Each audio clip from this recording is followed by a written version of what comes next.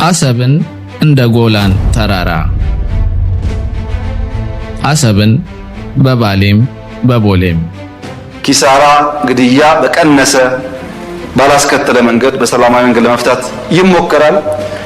በባሌም ሆነ በቦሌ እንደተባለው ግን አይቀርም ማለት ነው።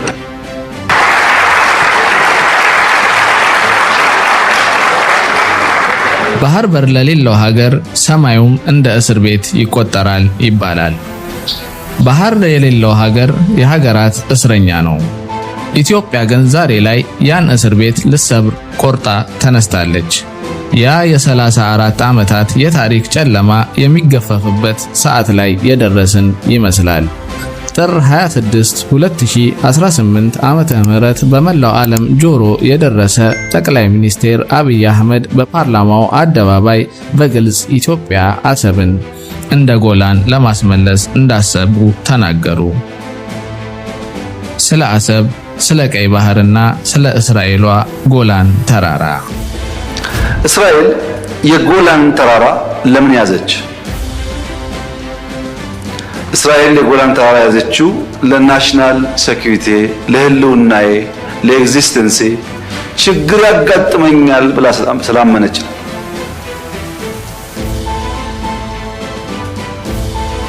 ኢትዮጵያ የባህር አክሰስ አያስፈልጋትም ብሎ የሚያምን አይገባትም ብሎ የሚያምን ሰው አንድ ተፈጥሯዊ ህግ የሳተ ይመስለኛል።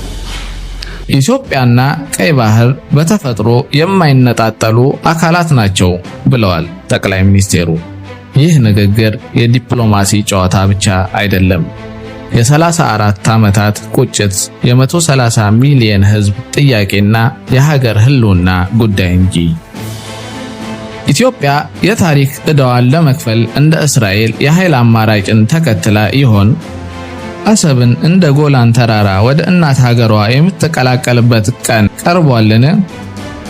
ዛሬ በዝርዝር እንመለከታለን። ባህሩን የተሰረቀው ትውልድ ቁጭት። ታሪክን ወደ ኋላ መለስ ብለን ስንመለከት ኢትዮጵያ የባህር በሯን ያጣችው በጦር ሜዳ ጀግንነት ጎድሏት አይደለም፣ በፖለቲካ ቁማርና በሴራ እንጂ።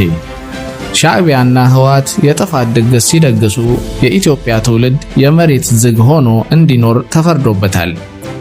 ለ34 ዓመታት የኢትዮጵያ ኢኮኖሚ በሌሎች ወደቦች ክራይ ታንቆ ቆይቷል። በየዓመቱ ከ3 ቢሊዮን ዶላር በላይ ለወደብ ኪራይ የምንከፍለው ገንዘብ ለኢትዮጵያ ምን ያህል ትምህርት ቤቶችና ሆስፒታሎች በገነባ ነበር?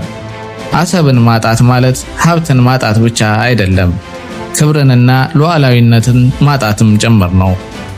አሁን ግን ያ ትውልድ አልፏል። ዛሬ አሰብን እንደራሱ አይን የሚሳሳላት፣ ለባህር በሩ መስዋዕትነት ለመክፈል የማይፈራ አዲስ ትውልድ ተፈጥሯል።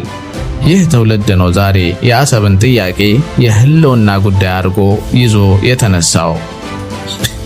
የጎላን ተራራ ስትራቴጂ። አሰብን በባሌም በቦሌም። ጠቅላይ ሚኒስትር አብይ አህመድ የጎላን ተራራን ምሳሌ ለምን አነሱ?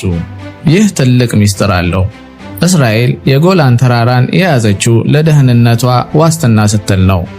ዓለም አቀፉ ማህበረሰብ ወረራ ነው ብሎ ቢጮህም እስራኤል ግን ለብሔራዊ ጥቅሟ ቅድሚያ ሰጥታ ዛሬም በቁጥጥሯ ስር አድርገዋለች።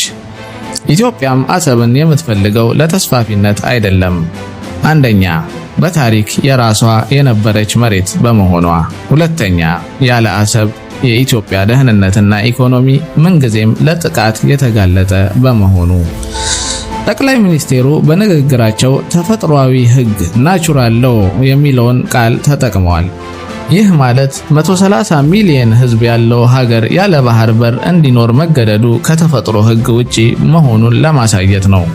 ዓለም አቀፉ ህግ ይህንን ፍትህ የማይሰጥ ከሆነ ኢትዮጵያ እንደ እስራኤል የራሷን ፍትህ በራሷ አቅም ለማረጋገጥ መገደዷ አይቀሬ ነው። ከዲፕሎማሲ በላይ ሞሮኮ ምዕራባዊ ሰሐራን ስትቆጣጠር፣ ሩሲያ ክሪሚያን ስትወስድ፣ ግብጽ ሃላይብን ስትይዝ ዓለም በዝምታ ተመልክቷል። ታዲያ ኢትዮጵያ የታሪክ መብቷንና የህልውና ሳንባዋን ስታስመልስ ዓለም ምን ሊላት ይችላል? የኢትዮጵያ ባህር ኃይል ግንባታ በጠርሙስ ውስጥ ለመዋኘት የታለመ አይደለም። የጦር ኃይሉ ዘመናዊነትና በቅርቡ የተገዛው የጦር መሳሪያ ትጥቅ ሁሉ አንድ መልእክት አለው። ሰላምን እንፈልጋለን፣ ነገር ግን ሰላም መብታችንን በማጣት የሚመጣ ከሆነ ሰላም እውነተኛ ሰላም አይደለም።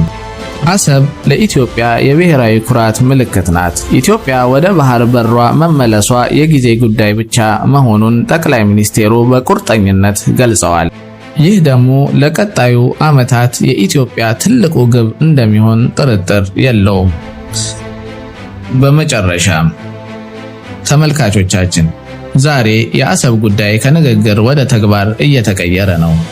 ኢትዮጵያ እንደ ጎላን ተራራ አሰብን በኃይል ማስመለስ አለባት ብላችሁ ታምናላችሁን? ወይንስ ሌሎች የተሻሉ አማራጮች አሉ? ይህ ትውልድ ታሪክን የሚቀይር ትውልድ ነው። ሐሳባችሁን በኮሜንት አጋሩ። ቪዲዮውን ለሌሎች ወገኖቻችሁ ሼር አድርጉ። ለሀገርና ለወገን የሚቆም መረጃ ለማግኘት ቻናላችንን ሰብስክራይብ ያድርጉ። ኢትዮጵያ በልጆቿ ጥረትና መስዋዕትነት ታፍራና ተከብራ ለዘላለም ትኑር። ሰላም።